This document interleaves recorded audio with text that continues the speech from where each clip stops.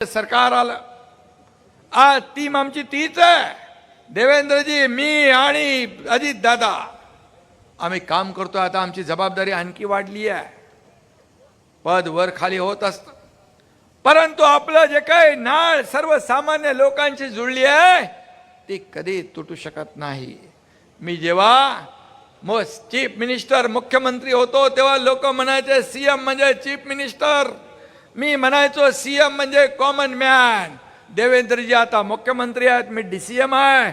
मी आता म्हणतो डीसीएम म्हणजे डेडिकेटेड टू कॉमन मॅन, सर्वसामान्य माणसाला समर्पित हे काम आपण करतो आहे. आणि म्हणून ज्या सोन्याचा चमचा घेऊन आलेल्या जन्माला त्यांना 1500 रुपयाची काय किंमत कळणार. मी पाहिले गरिबी, मी पाहिले माझी आईची तगमग, तिच्या डोळ्यातल्या भावना, कसं घर चालवायचं, कसं काटकसर करायची, पत्नीला पाहिलंय मी.